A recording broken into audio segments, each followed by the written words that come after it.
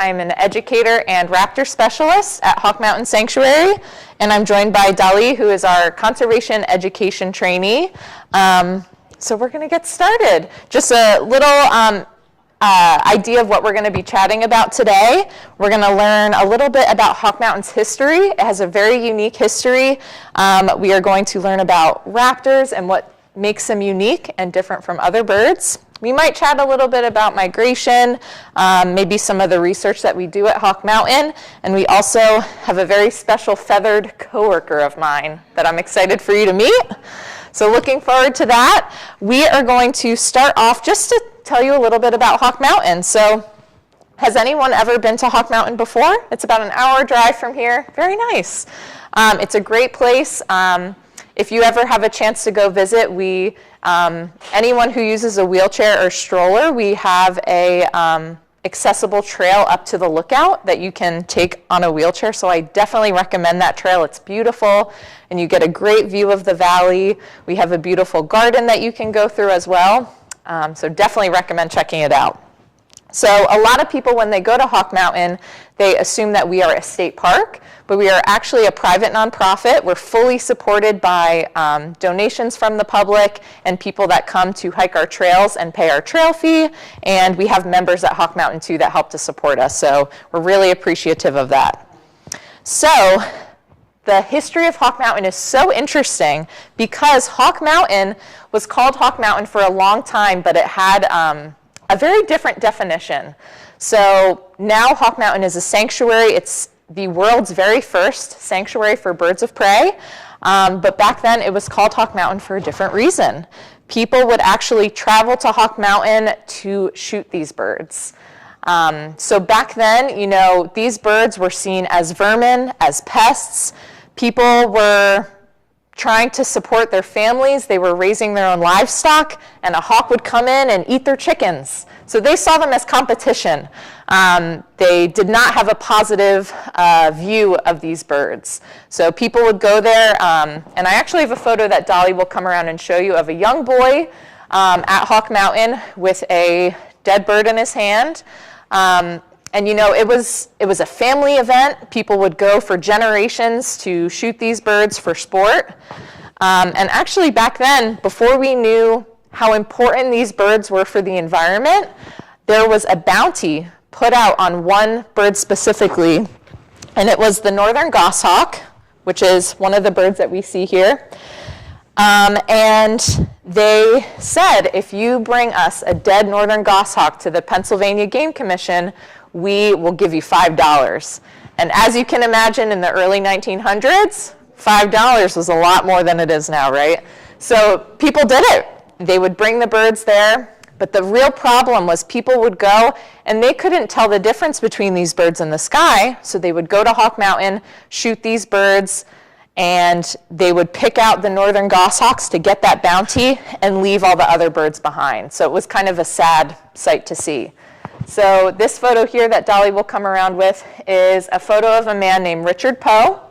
He was a naturalist, an activist, and he heard about what was happening at Hawk Mountain. He said, this is not right. We want to teach people why these birds are important. And he went to Hawk Mountain, and he went there with his family, with some friends, and they took a very famous photograph. And this photograph is just to give you an idea of what was happening there. So this is just from a day of shooting, and Dolly will come around. And that is what happened. People would leave a lot of these birds behind. They weren't eating them. They weren't taking them home. They were just kind of leaving them behind, right? So it was a very sad sight, and he wanted to make a difference and do something about it. So he brought this photograph back home with him to New York, and it got passed around to different conservation organizations, and it finally landed on the desk of a very special woman, and her name is Miss Rosalie Edge. So Miss Rosalie Edge, she lived in New York, and she was a conservationist, and she saw this photo and was like, oh my goodness, we need to do something about this. We need to stop what's happening at Hawk Mountain. So she got her friends together and they purchased the land. They purchased the land for $2.50 an acre, which once again would have a very different price tag, I'm sure of it. And they leased the land. So it became their private property. They purchased it. And she was up in New York, so she wasn't able to live on the mountain full time and manage the mountain and meet with visitors that were still trying to come through. So she got some help. So she had the help of two special people, and they were newlyweds. They were newly married. Their names were Maurice and Irma Brune, and they were kind of the dream team at Hawk Mountain. So Maurice, he was our first curator of Hawk Mountain. He would hike up to our high lookout called North Lookout, and he would count and identify all of the different migrating birds that would come through the mountain.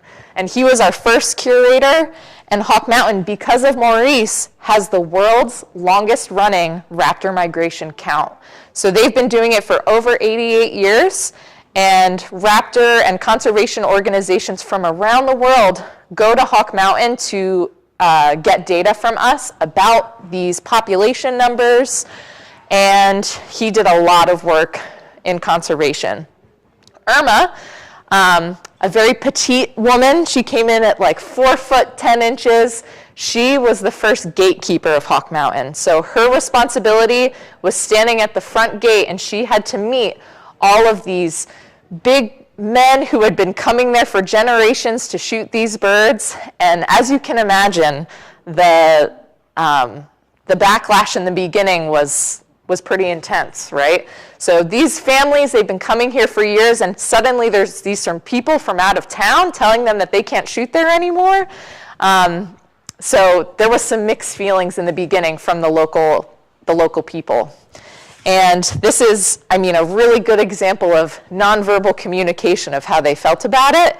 I have a sign here that was put on the property that said that it was unlawful to shoot the birds at Hawk Mountain. And someone nailed a dead hawk to the sign. They said, "No, thank you. This is how I feel about it." But over time, Irma and Maurice and everyone that worked at Hawk Mountain, they said, "You know what? We want you to stay, and we want you to leave your guns behind, but we want you to return and borrow my binoculars. Learn about these birds and why they're so special. They're the top of the food chain, but when their populations are good, it keeps everything else in balance." So they really wanted to teach people why they were so important.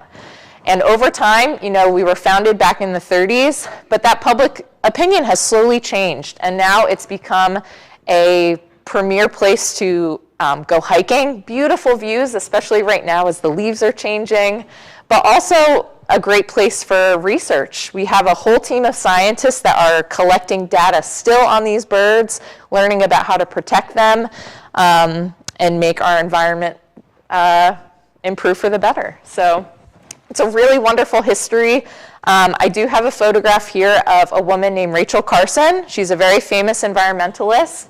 She wrote the famous book Silent Spring, if you've heard of it.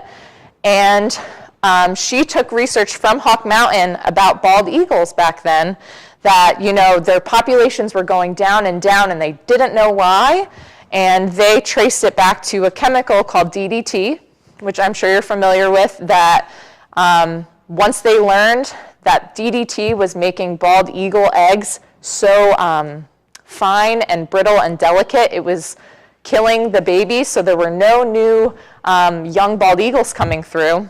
They took that data, they banned DDT, and since then, bald eagle populations have been growing exponentially, which is a huge success story, and we're always really proud to share that story. So just a little bit about our history. Does anyone have any questions so far? Yeah.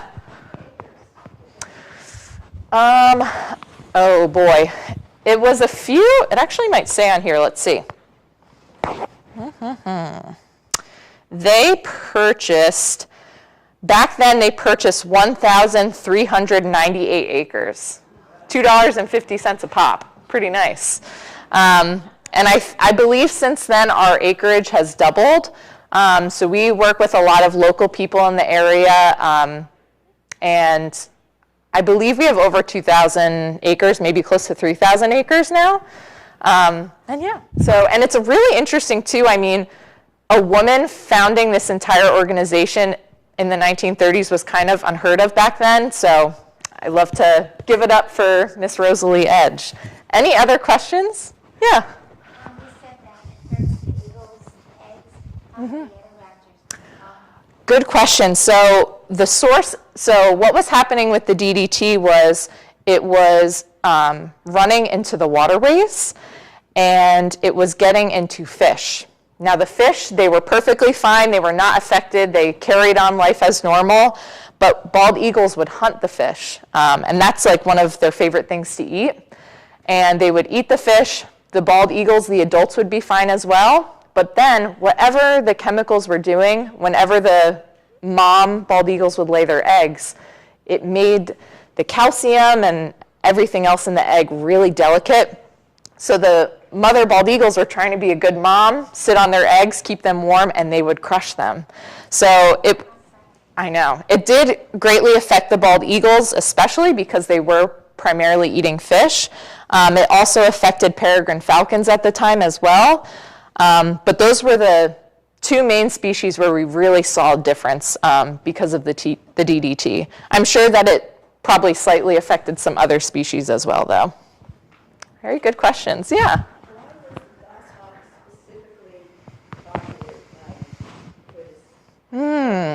Good question. I don't know, Dolly, if you know information about this, but I think that it's because they had pretty large populations of them back then. Unfortunately, and I think we're kind of paying the price because of that back then, we don't really see goshawks that often. We'll maybe see one or two in an entire season of migration. But I believe that the populations were much higher for the goshawks back then. They love to eat chickens. They are very good at hunting chickens because they are larger, they are bigger than the other two ones, the Sharpshin hawk and Cooper. They look similar, but they are smaller, so they are not good hunters for chickens, and goshawk would eat them. Yeah, that's a great point. So it was like a direct competition with their chicken and the animals they were raising. Absolutely. Okay, yeah. Oh, no problem. Her last question was why were the northern goshawks specifically targeted? And like Dolly said, that bird is very well known for eating chickens and smaller livestock. So we believe it was a really direct competition back then. So they're like, let's get these goshawks out of here. Yeah.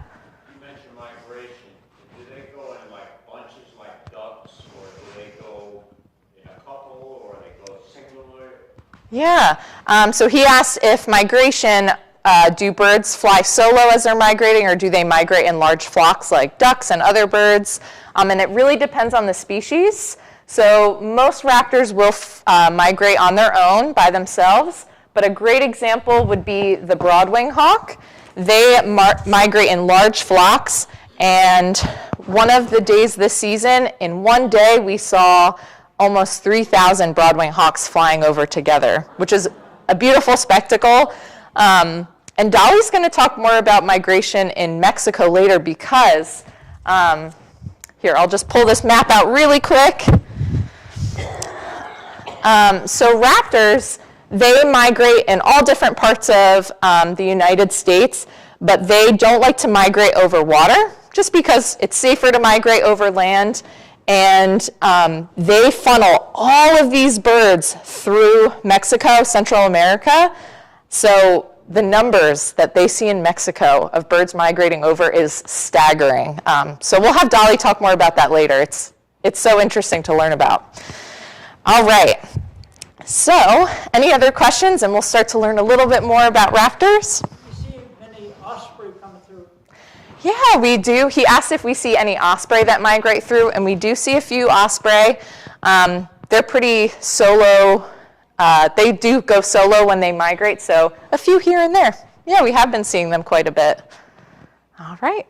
Okay, I think, did you have one more question? Sure. What are the mechanics of how the count is actually done? I can't imagine seeing 3,000 things that are enabled. Yes, that's a great question. So she asked about what? We did not hear the question. Oh, no problem. She asked, what are the mechanics of migration? When you're seeing so many birds flying over, how can you count them? How do you keep up? How do you not count the same bird twice? So what you do is each day during migration, we have a scientist or a volunteer or a trainee hike up to the lookout, and they count the birds that fly over. You can tell, and a lot of people will ask, how do you know that they're migrating and they don't just live here and they're just flying around? You can really tell by the way that they fly. So the lookout that we're on, it's right on this long ridge line, and you can see the birds that are on a mission. They're flying straight through. They are heading south. While the birds that live in the area, they're kind of hopping in and out of trees. They're soaring around and looking for food. But when there's large numbers in the sky, they will have clickers. So instead of making like a tally mark or something, they are clicking every time they see. And also, they will, with very large numbers, they will break up the sky into larger quadrants. So it's like, okay, so-and-so is in charge of this section of the sky. So what he counts what he sees, this person counts what they see, and then they kind of add it all together. It's not a perfect science, but we try our best to make sure it's as accurate as possible. Okay, we're gonna, yeah, sure thing. Very quickly, because I've been reading a lot about the history these days, so I have it fresh. And we almost don't give justice for this lady, Irma Brun. She was the gatekeeper. I think she had one of the more difficult tasks in those days. That was talk with the people that were there for shooting birds. And it was very hard, so she has to stand up. And eventually, I read recently, she was get to know as Hawk Woman. She actually talked to people why they were so important and why was this mission necessary. So people start to understand her and actually love her eventually.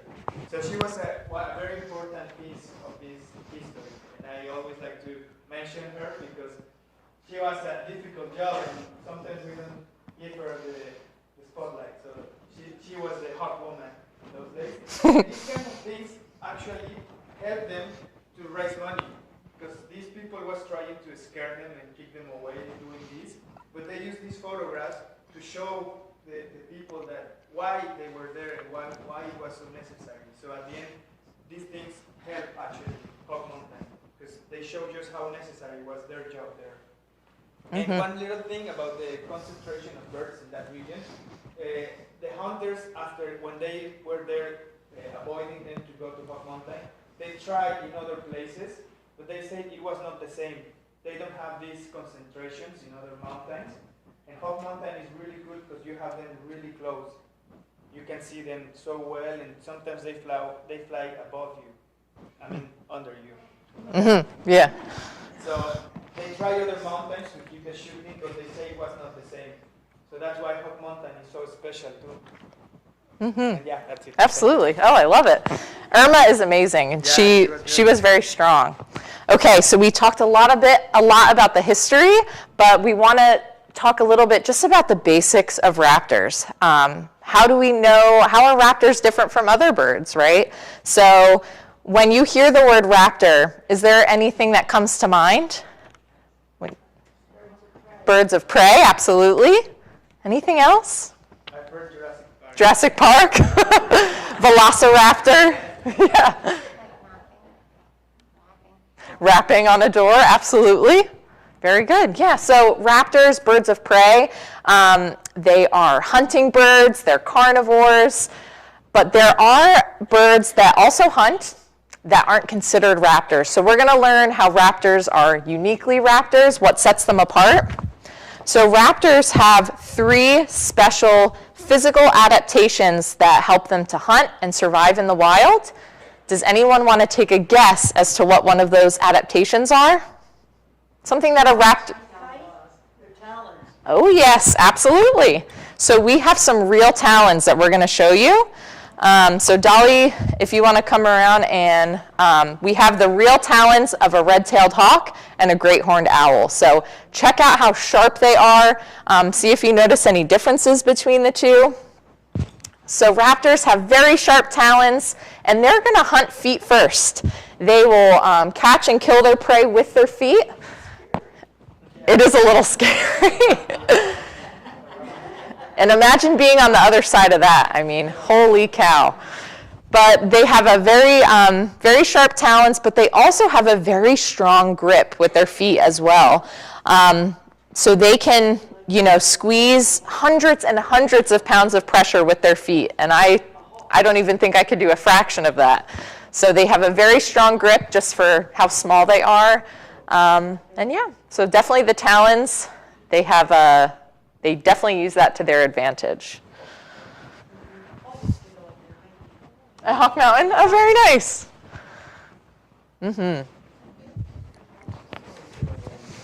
And whenever we work with our raptors, we have thick leather gloves to protect our hands from those sharp talons. Absolutely.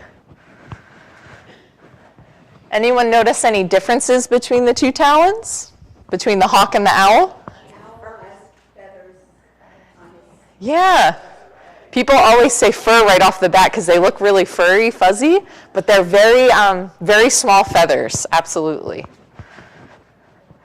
And scientists say that's because owls, they're nocturnal, so they're more active at night to keep them warm.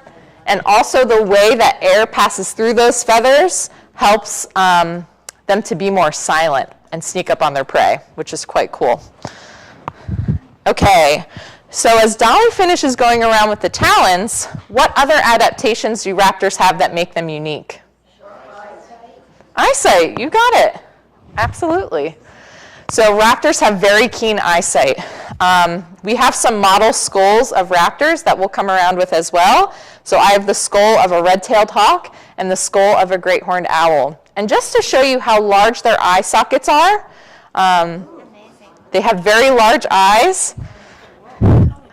Isn't that crazy? It takes up a lot of their head. I always like to share this fun fact. If our eyes were the same proportion of eyes to face as a great horned owl, our eyes would be the size of grapefruits. So we would look very silly. So they have very large eyes. A red-tailed hawk can see a mouse running along the ground over 17 football fields away. So very keen eyesight, that's over a mile away. I don't even think I could see from one end of a football field to the other, quite frankly. Yeah, so there's the hawk, there's the owl. And the owl specifically, their eyeballs, their eyes are not shaped like a human eyeball. They're not round. They are tunnel-shaped.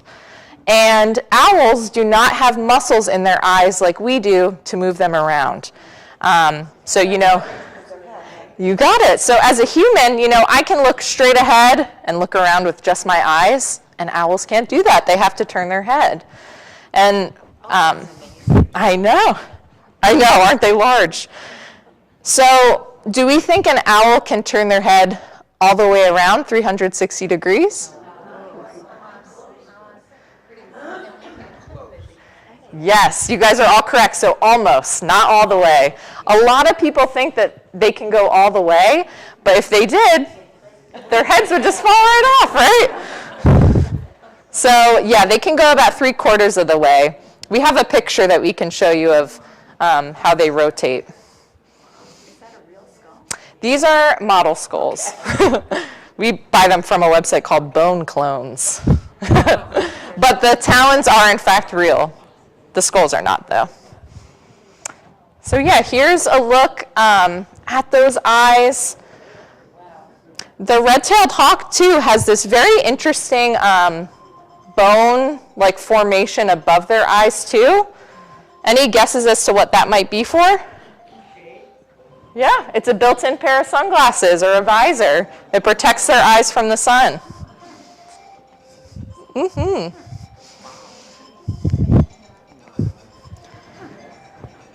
And especially talking about our owls, you know, they have very large eyes because they are active at night. It helps to let in a bit more light.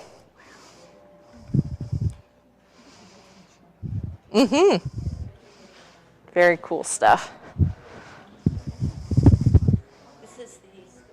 This is the great horned owl, and this is the red-tailed hawk. Oh, yeah. And, I mean, when you see a picture of an owl, their head looks a lot larger, but it's mostly just feathers. They have a very small skull, and they're mostly just built up with lots of feathers. Good question. So, actually, this one has a second part that fell off.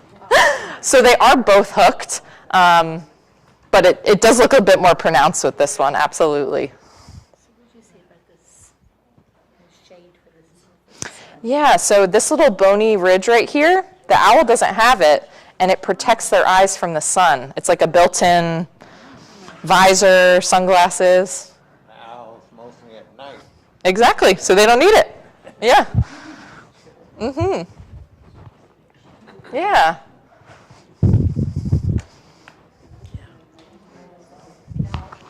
Is this real? These ones are not real. The talons are real. Right. These are just models. It looks like, Yeah. very instructive. They're a complete, like, exact replica, but they do, like, I think this is painted on this side. Very cool stuff. Any questions about these special adaptations? I do have one more adaptation. I don't know if anyone's able to guess. So we got the talons, we got the keen eyesight, and there's one last adaptation that makes raptors different than other birds. Any guesses? I'm hearing, I think I just heard the answer, and it's the beak. You got it. So as I kind of come around with these skulls, you can see too that hook-shaped beak, but Dolly has a wonderful photo up front of a golden eagle, and they have that rounded, hook-shaped beak that raptors have to eat their food. They pull apart the food that they eat with that beak. It's like a little built-in fork and knife. Yeah, exactly. They don't have fingers or hands like other birds like other animals to eat their food. So they use their beak.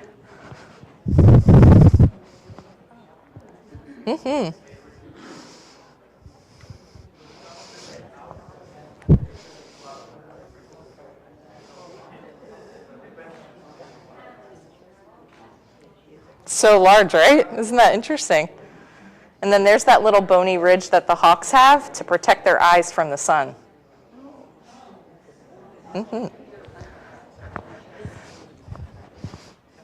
And with the shape of the beak that Dolly's showing, you can think of other birds that have beaks that are adapted to what they like to eat. So a hummingbird, they have a straw-shaped beak to drink nectar, or birds that like to hang out by bird feeders have thick, rounded beaks, almost like little nutcrackers, to crack into seeds and nuts and things like that. So raptors have that special beak because of their diet. They're eating meat. They eat rodents, other birds. Some raptors will eat amphibians, snakes, pretty much anything you can think of. Even the bald eagle, our national symbol, they're not too proud. They will eat some roadkill. So they need a beak to help them with that stuff. All right. So very good. Dolly will keep coming around so you can see that beak up close. But those were the three main adaptations.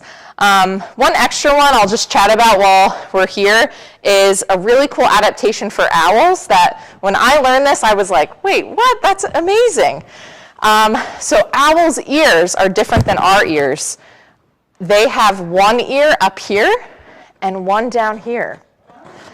And you would never know it because they're covered up by feathers, but it helps with their hearing. They have very keen hearing. And it helps them when they're hunting. That sound, like if they were to hear a mouse running through the leaves, it comes to their head and makes a triangle shape triangulation. So they're able to perfectly pinpoint where that sound is coming from. Where as humans, I mean, our hearing isn't as good. We can maybe hear like the general direction where something's coming from. And I find myself even pretending to be an owl. If I hear something and I turn my head like, oh, what's that over there? So yeah, they have one ear up high and one down low. Very interesting. Is that all birds? What's that? Is that all types of birds that have It's owls specifically, I believe. owls? Okay. Yeah, just owls. Yeah. Does that show on the skull? Let me see on this one. It's kind of hard to tell. This photo, and this is of a real skull, is a great example. It can be hard to see on this one. And it's difficult to see in general because they don't have like an outer ear like we do. It's kind of just like small holes in their head. This one, it's a little bit to the side. Like one's up here and one's like down here. But yeah, this photo is a great example of it. Okay, so would you like to meet our special guest here? Awesome. Okay, and thank you for so many great questions, such a great audience. I'll bring the bird out and we'll chat about what type of bird I have with me for a little while. And then we'll chat a little bit about migration. And yeah, we're here. We're happy to answer any extra questions later as well. All right, I'm going to take the bird out. And you are welcome to take pictures if you would like. I do just ask that you don't use any flash because that can be stressful to the bird. And I think that's it. That bird was loose, would it fly on its own? Good question. So when you meet the bird, I'm going to tell you more about this bird actually is injured. So we'll talk about why and what her injury is like. Very good question. So make your guesses now as to what you think is inside the box.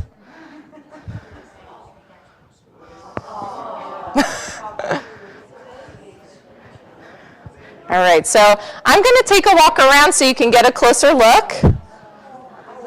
Looks like I woke her up from her slumber. So this bird, and I'm going to see if anyone can guess what type of bird this is, but she is fully grown. She will not get any larger than this. Yeah, so it's not a great horned owl, it is a screech owl. It's a eastern screech owl. There's also a western screech owl out on the west coast. They look very similar. Are her eyes open? Just barely.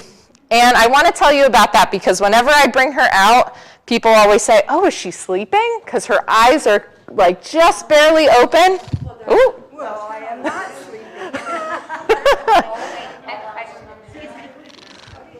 Yeah. Can you point out her ears? There's one up there and one's down there, like a triangle. So one's high and one's lower, but it is hard to tell with all the feathers. Yeah. She is pretty. So the reason her eyes are squinted like that is not because of her being sleepy. It is her trying to camouflage. So when she's in the wild and she's, up against tree bark, she will close her eyes to make her blend in more because she has very striking eyes, so it helps her to camouflage. And she sticks up these feathers. And they're similar to a great horned owl. They have these horns, but they're not really horns. They're just feathers. They're not even ears, just feathers. So they will stick those up to blend in more with the linear shape of tree bark. So right now, she's not sleepy. She's very much awake, but she's like, if I shut my eyes, then you can't see me. That's what she's thinking right now. You can hardly even see her. Isn't she cute? You can hardly even see her beak. Actually, from the side, I thought maybe she was missing her beak. Yeah, she has a lot of feathers here, and these very small whiskers as well that some raptors will have, and it gives them an extra sense of touch, and they can feel with those whiskers. She had a broken arm. Yes, good observation. So And she's a bit chatty today, so you might hear her talking. But she does have an injury. So as I come around, I'll give you a closer look. The wing closest to you, she is chatty, yeah. Oop, she's leaning away. So the wing that's away from me is a little bit droopy, a little bit dropped down. So we got her in the fall of 2020, and we believe that she was hit by a car. And unfortunately, that's really common for raptors. They like to hang near the road, and that is where a lot of rodents are, a great food source for them. But unfortunately, they don't look both ways before they cross the street, and they often will get hit by cars. So this raptor was brought to a rehab facility. I know. Was brought to a rehab facility, and they make sure they're healthy, but they have to decide if this owl can be returned to the wild. But they do a few tests, and when they find that her flight is not at 100%, she cannot be released into the wild because she would not be able to hunt for herself or travel around without maybe getting injured or starving if she was having trouble hunting. What do you feed her? Oh, so we feed her mice. We feed her small chicks. Oh, yeah. Will she be able to breed? Good question. So if she were to be in an enclosure with another screech owl, she could breed, but these birds are federally protected, so we have very specific special paperwork that allows us to have these birds, and we do not have paperwork that allows us to breed raptors. And they do like to live a solitary life, so she prefers to be a single woman.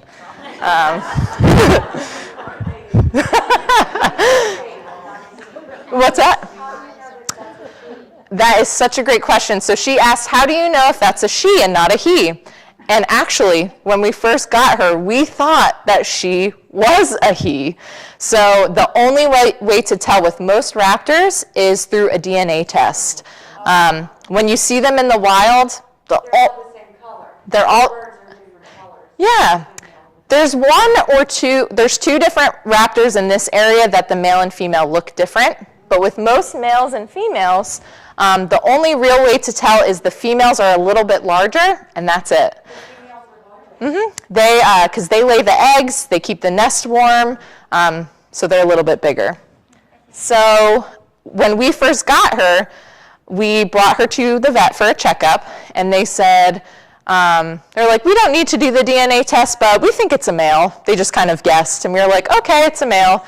So we had her for a year and a half, and we brought her back in for her regular checkup, and they're like, okay, let's do the DNA test. Let's see what happens. And turns out that he was a she. So we had it wrong, but that's how we know officially that she is a female screech owl. How big's the beak? The beak is very small, and it does blend in quite a bit with the feathers, but it is that rounded hook shape that we were talking about before. We just call her screech owl. It's mostly a lesson for when we do programs for young children, because they see this cute bird and they're like, oh, I want a pet owl as a pet. And we're like, well, we don't want you to think of them as a pet, so we don't like to give them names. I will say that I'm guilty of nicknaming them because I work with them so often. She is extremely lightweight. We weigh them in grams. So she's only about 200 grams. And the reason for that is they are mostly feathers. And also, bird bones are hollow. They have pockets of air in them. So even a large great horned owl or red-tailed hawk would only weigh 3 pounds, 2 pounds. And when you look at a large raptor like that, like a great horned owl, you would think, oh, 10, 15 pounds. But they're very lightweight. Those hollow bones allow them to fly, lift up off the ground. But that can create a problem, and that's why wing injuries are so common with raptors. Seeing her talking? And that's why wing injuries are so common with raptors, because their bones are so delicate. So even if they're brought into a rehab center, it can be difficult for them to heal properly because the bones are so thin and small.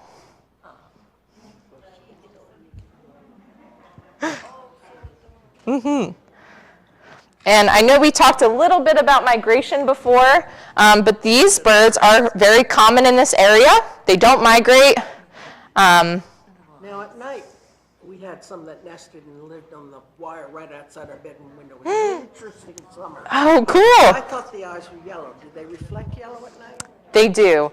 But there's a few, we have a smaller owl that lives in Pennsylvania called the northern saw-whet owl, and they have those bright orangey yellow eyes. They make the same sound. No, a little bit different. Okay. The screech owl, and you guys have been hearing the screech owl kind of talking to me a little bit. That's their normal communication sound, but they're called a screech owl because they have a very high-pitched screech that they'll use when they're fighting for territory or alerting of an emergency, things like that. Yeah, it seems like she's... Biggie little Sam, you are so sweet.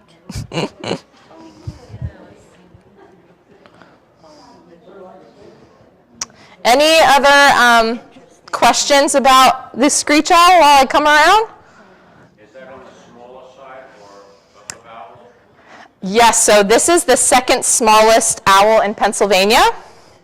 And there's one that's smaller called the northern saw-whet owl. And then speaking of her species specifically, the screech owl, she's quite large for her species. She's a female, and I've seen some that are a bit smaller than this. And the largest owl would be, in comparison, twice the size? Yeah, so the largest in Pennsylvania is the great horned owl, and they're quite large. Definitely over double this size. Nope.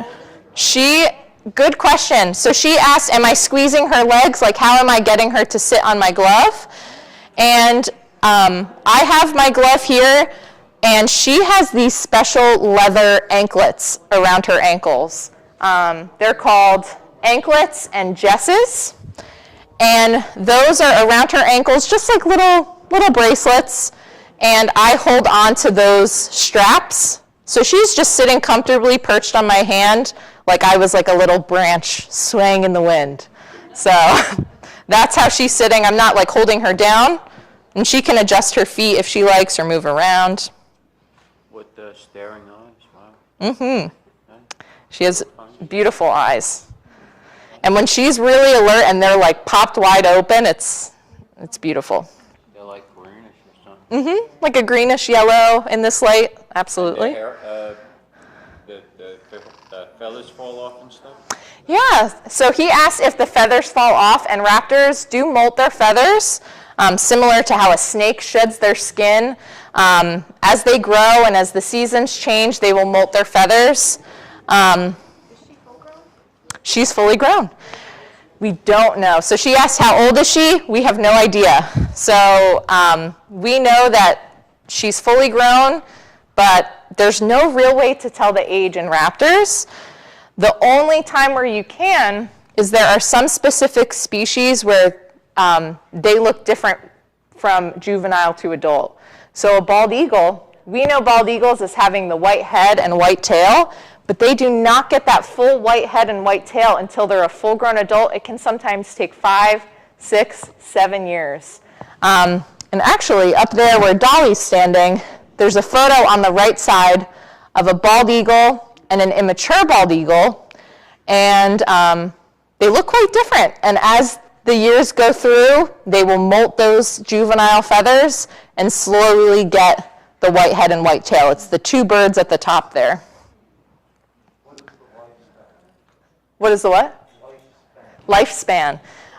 These birds specifically can live into their teens. Yeah, they can live a nice long life. They always live longer in captivity because they have consistent vet care, diet, safe place to live. He's like, yeah, I love it.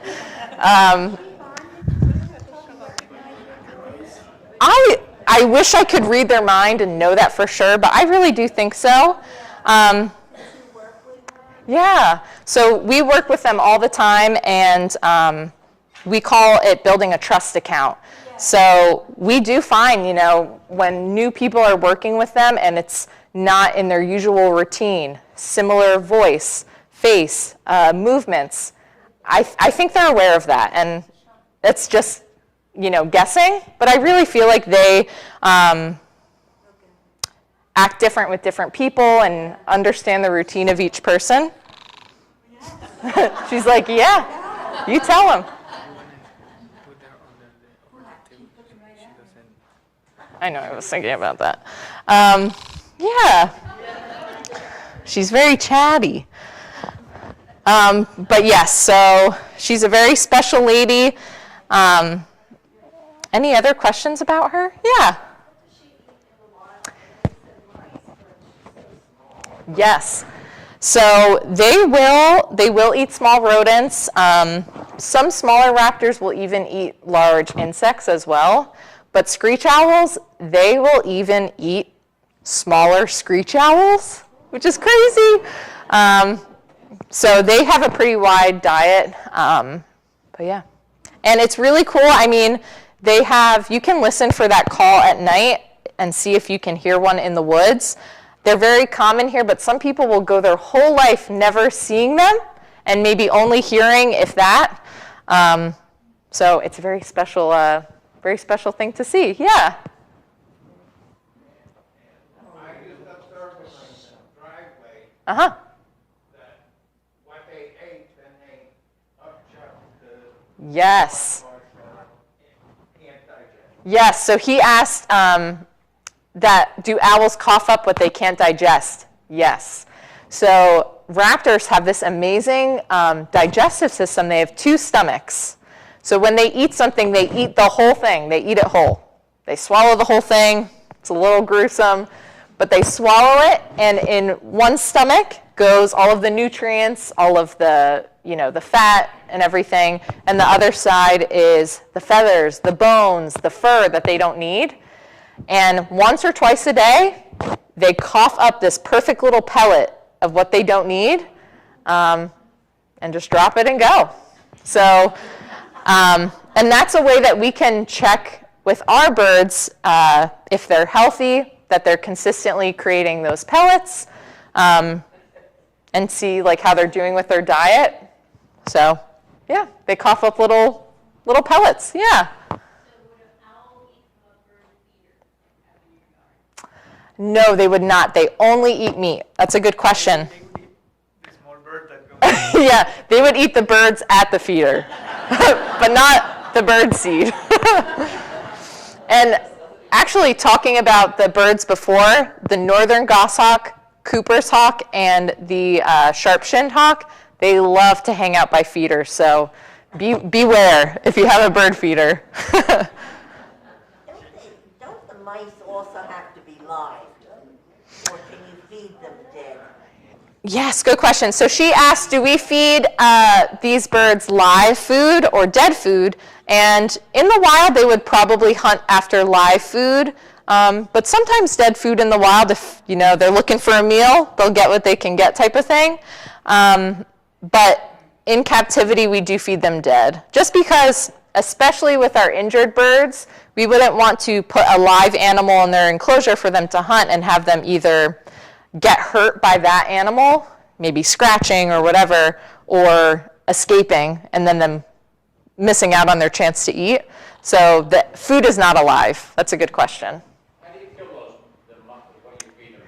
So we actually buy them from a company that they come frozen. So they are already dead, which is good for me. I don't even eat meat myself, so it's kind of a lot. Yeah. We would be traumatized. Yeah, definitely. Yeah. What's the population level now? I don't know the exact number, but they are doing quite well. Truly masters of camouflage, these little ones. Obviously, the long-term trends of habitat loss can affect these birds, but I think currently their populations are doing quite well. Yeah. Why is she so still? And she doesn't have, she's been sitting like that for. Yeah, she, I guess, just feels comfortable. Yeah, and the way that I hold my hand, as I adjust my hand, she'll adjust her feet. So I could, move around. She could move up my hand a little bit.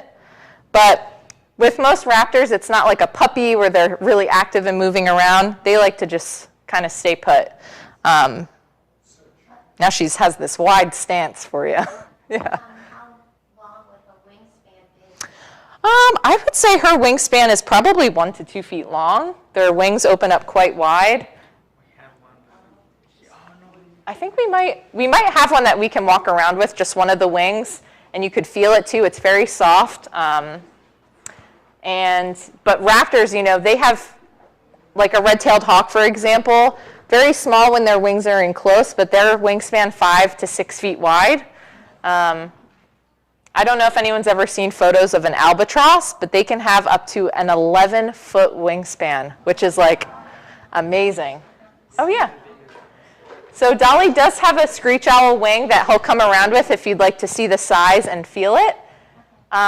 Screech owls, they actually come in a few colors. So it's like buying a shirt from the store. They come in a few colors.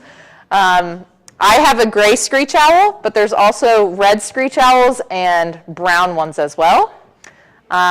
So you can see Dolly with the red screech owl wing, just to give you an idea. And you're welcome to touch it if you'd like. They're very soft. Yes? Did you observe any difference in behavior when you found out your male was a female? Oh, good question. She asked if we notice a difference in behavior from thinking it was a male to a female, and not really. The only change that we make as a staff between the male and female birds is the females, we give a little bit, we give them calcium. We sprinkle calcium on their food because if she doesn't have a partner, but if she were to lay unfertilized eggs, it can kind of deplete their calcium levels, so we just give them a little vitamin, and that's pretty much it. Aggression. I would say her behavior is the same. I will say that when we first got her from the rehab, she was a bird that used to be a wild bird. So wild birds, they have that instinct of humans, I want to stay away, I'm afraid, I don't want to get hurt. But over time, building that trust, she's more comfortable. But when we first got her, you could tell that she was very alert around humans, and over time she's learned that, we bring her out for these programs, and I'm sure it's a little scary for her at first, but when we bring her back at the end of the day, we feed her. So she's like, oh, you know what? Today wasn't so bad, and I got food out of it from this human. I think I like humans. So it definitely takes time, but we did notice a change gradually, for sure. Yeah. I'm going to show you, I'm going to pass away with this feather, which is from the screech owl, but also the great horn owl. So you can see the proportion, the difference. Yeah, Yep. This is great horn owl, and this is the screech owl. That's one wing. The good thing about owls that maybe Ray is going to talk about is the feathers are different from other raptors to fly silently. So if you feel them, they feel like velvet, very soft. So I'm going to pass around you can feel them and see the size difference of great horn and screech, which is like the tiny version of a great horn. Yeah. The feathers, but very different size. It is really cool to see the difference. And what Dolly was talking about with the wings is owls have this amazing adaptation to fly silently. There's videos online of people recording owls flying, and there's no sound coming from their wings. And with most raptors, you can hear them kind of pushing the air like a but with owls, nothing. And the reason for that and you can see it really well on the great horned owl wing that Dolly has. The top leading edge of their wing, so on the top part of their wing, there's this really thin serrated edge of feathers. It looks like a long set of eyelashes almost. And just that, the way that the air passes through that little leading edge, it breaks up the air and it helps them fly silently. So they're able to sneak up on their prey at night. It's amazing. So you could take a look at that when you see the large wing. We sometimes do an experiment where we flap an owl wing and a hawk wing and like listen to the difference. Yeah, I could try later when I put the owl away. Yeah, they have very soft feathers. And if anyone's ever seen photos of baby owls, they look like little cotton balls. They have all of these fluffy white down feathers. They're very silly looking. All right. Wonderful questions. Thank you all so much. So what's her living area like? Yeah, so their enclosures are outdoor. They're large, and she is free to fly around wherever she likes. And all of our different birds, we have 6 birds currently, they have different enclosures built to their ability level. So she has a wing injury, but she can fly a little bit, like short distances. So we have high perches for her if she likes to fly up high. But also, if she isn't in the mood to fly, she has little ramps. So she can walk around if she wants. We have a great horned owl, for example, who she is an old lady. She's almost 30 years old. We got her in 2002. And her wing is completely broken. She was hit by a car. She cannot fly at all. So all of her perches are 2-3 feet off the ground, and she walks everywhere. She does not fly. But we built her enclosure perfectly for her so she can move and travel wherever she wants to go in her enclosure. So it's totally outdoors, and she's free to go where she pleases. Does she mate for life? Good question. So she asked if they mate for life, and some species of raptors do.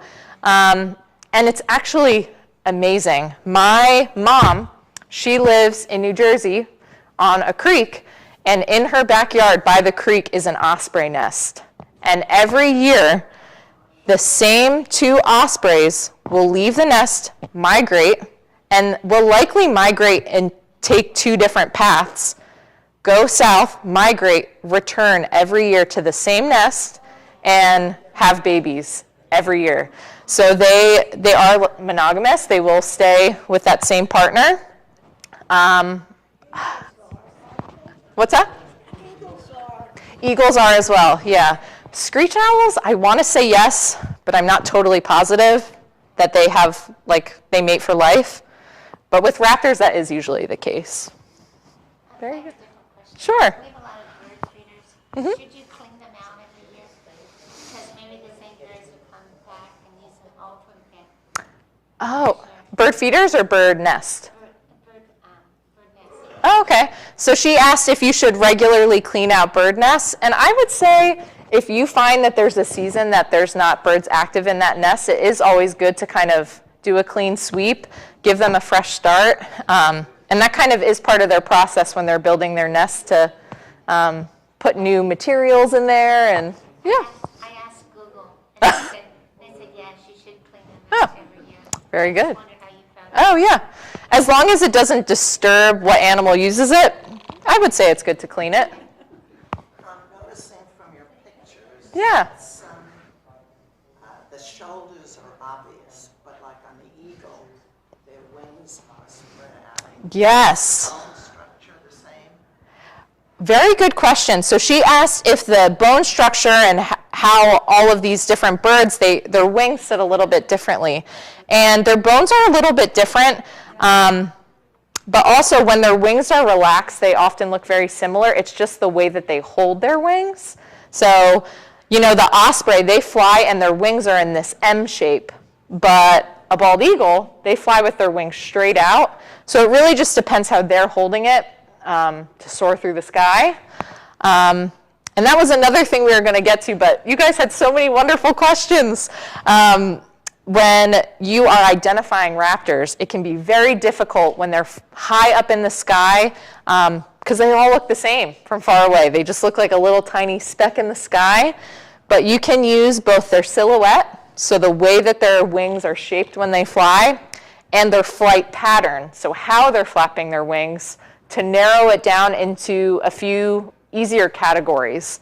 So I can tell from far away, based on the shape of their wing and the way that they fly, that, oh, I know that that is a type of falcon. And then it takes it from this overwhelming 16 different birds that I have to pick from and decide what it is, that, okay, I can narrow it down to 3 different birds. So it's kind of like a tips and tricks to tell them apart. Yes, exactly. Yes.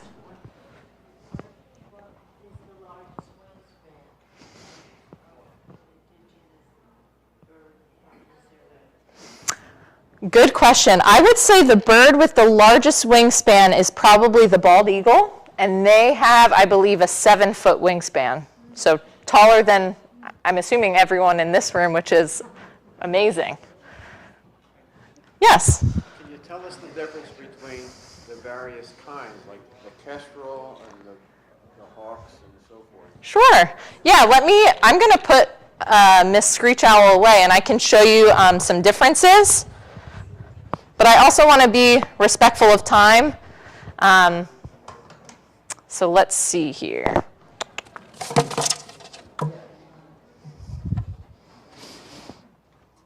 All right. Okay. So the main categories of raptors are, there's 3 main ones, and then there's some extras. So the first are the Buteos. There are 4 main hawks in that category. There's rough-legged hawk, red-tailed hawk, red-shouldered hawk, and broad-wing hawk. Now their silhouette looks like this. They have large, round wings and a fanned-out tail. So that's their silhouette. Nice wide tail, big, round, broad wings. And they really don't flap their wings that much. They just soar through the air. So if I were to see a bird flying through the air, broad wings, fanned out tail, not flapping their wings, I'd say, okay, I can narrow it down, and it's one of those 4 birds probably. So that's the first one. Is that approximate size? No, this is actually a red-tailed hawk. So these are the red tail feathers. Their wingspan is about 5 to 6 feet. Double what he's got there. You got it, exactly. So next up are the accipiters, and those were the birds that love to hunt for smaller birds.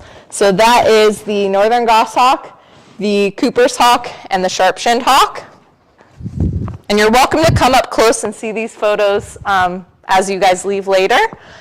But their silhouette is a little bit different. They have a long, narrow tail, and they have rounded wings still, but they're a little bit shorter.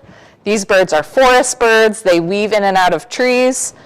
And their flight pattern, here, I'll show you the difference. Their flight pattern is very unique. They go flap, flap, glide, flap, flap, glide. So they'll flap a few times and then glide, flap a few times and then glide. So I know if I see that long, narrow tail and that flight pattern, I can narrow it down to one of those 3 birds. Next up, I have the falcons. So these birds, we have 3 in this area. The peregrine falcon, which is the fastest animal in the world. They can fly at speeds over 240 miles per hour, which is amazing. And also the merlin and the American kestrel. The male and females look a little bit different. The falcons, their silhouette is a long, narrow tail and sharp, pointed, long wings. They are built for speed. They're the sprinters of the raptor world. And their flight pattern is they flap all the time. They don't really soar that much at all. So they're always just going very quickly through the air. So if I see a bird that looks like this and flies that way, it's likely a falcon. Yes? That type of bird, the falcon, was on my balcony, and I wasn't sure, I could look at it, and I go to get my camera, and of course it flew. Yeah. It was after one of my birds on my feeder. It got one, and Yeah, a peregrine falcon especially, they would definitely eat a bird. Very good. So then, just some extras, and I love to share about the vultures because we see them so often. I always tell kids that come to a program at Hawk Mountain, I say, if you don't see a vulture today, I owe each of you $5 because you will always see vultures at Hawk Mountain. So the vultures, there's two. There's the turkey vulture, and there's also a black vulture. I was talking with a gentleman earlier, and black vultures are new to the area. They used to live down south, and in the early 2000s started to slowly make their way up here to Pennsylvania, and they're quite common here now. This is a turkey vulture. They have these long silver feathers underneath their wing. Here's them here on the bottom, and we call them their long Cinderella gloves. But the black vulture only has those white feathers on their fingertips. Obviously, vultures don't have fingers, but it looks like fingertips. And I actually have, this is the wing of a black vulture. So you can see those white tips that I talked about. They have beautiful wings. Sure. Not as soft as the owl, but very large wingspan. Yeah. And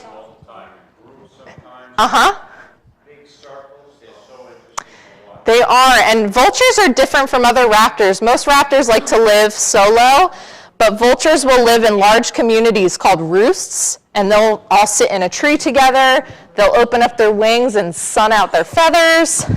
They have beautiful wings. Why are they considered raptors if they don't hunt live prey? Good question. So she asked, why are they considered raptors if they don't hunt live prey? And that's a really good point. Vultures, they fall in the raptor category, but they do have some differences. They don't have as sharp of a beak as other raptors. They don't have as sharp as talons as other raptors, but I think due to their size, they have keen vision.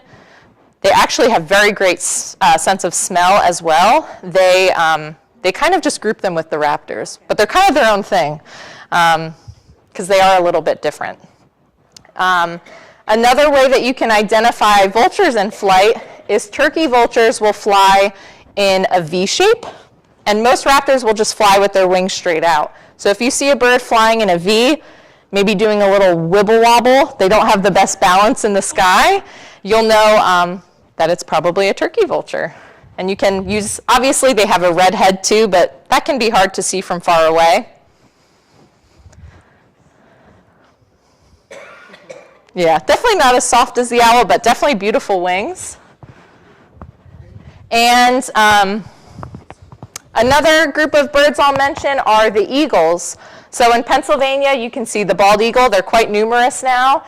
And the golden eagles are a lot more uncommon. They migrate through. They're more on the West Coast.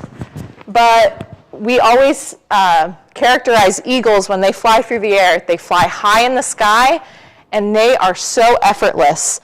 They have huge wingspan, but we always say it looks like they're being pulled by a string. It's so effortless. It looks really cool. So if you ever see a bird up high, you can look for the white head and white tail, but that flight pattern can help you as well. I feel like we just shared so much information. You guys have been a fabulous audience. Any other questions? Yeah. Do people hunt the raptors for food for themselves?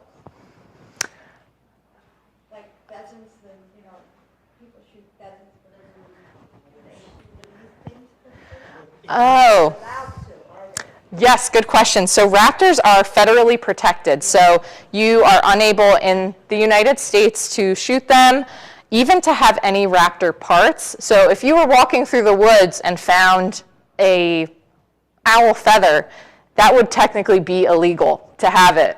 So because if someone were to go to your house and you found a collection of owl feathers, they'd be like, well, how did you get these, right? So they're federally protected, so unless you have special permits like us that allow us to have these parts, have live ambassador animals, you can't shoot them, keep them as pets, any of that, so. And most of them is like birds are more feathers and bones than meat. True. So it's like not Okay, so a lot would of not be a meat. good food source. But in Yeah. India, in the north of India, they were hunting falcons, which is some of the smallest ones. There's a species that migrates from South Siberia to South Africa. It's a long journey, and they were stopping in India, and they were killing them for food. But now it's a really big project on them to protect these falcons, and I think it's not happening anymore. But in some places, they might do it. So it's not the best source of protein. So I wanted to thank you guys so much for joining us today. We have tons more to share. So as we're up here, please feel free to come up and ask us additional questions. And you're welcome to take any calendar of events to just see what we have going on the mountain the rest of the year. I also have my business card if you have any questions for me or want to send me an email. But thank you guys so much for joining us today. It was such a pleasure. Okay, thank you so much.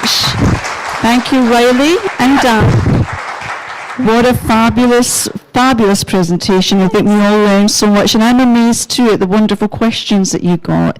Normally the end of the program is a few minutes of questions, but boy, we had a lot of questions all the way through today. So thank you all for being such an engaging audience, and a big hand for Riley and Dali. Thank you.